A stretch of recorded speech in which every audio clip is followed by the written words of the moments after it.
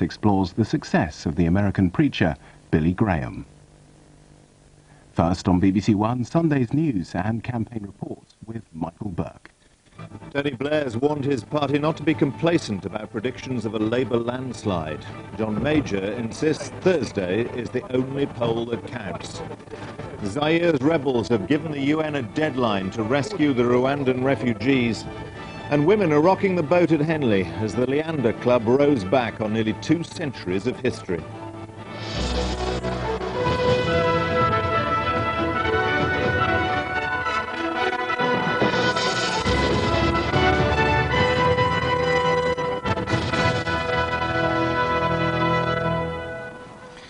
Good evening. With 3 full days of campaigning still to go, both John Major and Tony Blair are saying the result of the election should not be taken for granted, and Thursday's is the only poll that counts. The Tories plan to spend the last week of the campaign hammering away at Labour over tax.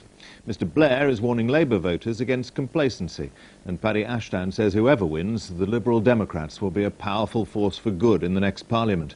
Our chief political correspondent John Sargent reports. With all the parties worried about voter apathy, the pace of the campaign shows no signs of slackening. Tony Blair counselled his supporters not to be complacent, and at a rally tonight in Nottingham, lashed into the Tories on the economy. He was scathing about the argument that the Conservatives might be cruel, but they were still efficient. I tell you, yes, they are cruel, these Tories. They are also the most feckless, incompetent, reckless managers of our economy in this nation's history. The Tories plan to abolish inheritance tax and capital gains tax. We will have, if we have those resources, a 10p starting rate of tax and help lower-income families down at the bottom end of the income scale. Tax and the economy is also the issue the Tories intend to concentrate on in the last few days, as well as Europe.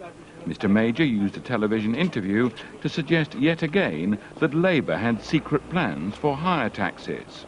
Only Thursday will determine what 30 million British electors will do. What they do know is that the Labour Party have already planned an emergency budget. Gordon Brown has said he'll hit the ground running on Friday. Well, if he knows on Friday what he is going to do, why will he not tell us just 4 or 5 days before the election? The Tories throughout the campaign have acknowledged that they do have a mountain to climb. They're talking about the possibility of a Labour victory much more than in previous elections.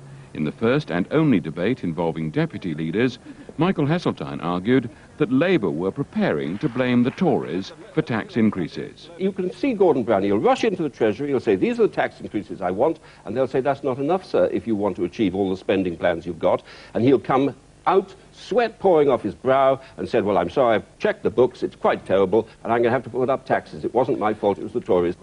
Labour's deputy leader firmly rejected the whole idea. They had no secret plan to put up taxes. We are not prepared to do more than what we've said about taxation plans now, and we're not to change the public expenditure pattern. Now, we've said that, we're sticking by that, and the electorate will have to make a judgment about it. But you have to make tough decisions in opposition as well as government, and that is our position. The Liberal Democrats do have plans to put up taxes. Income tax by a penny and 5 pence on a packet of cigarettes. It is both necessary and possible to raise some tax revenue for the health service. It's just politically difficult, and your party has judged that it might lose them some votes in some constituencies in the south of England.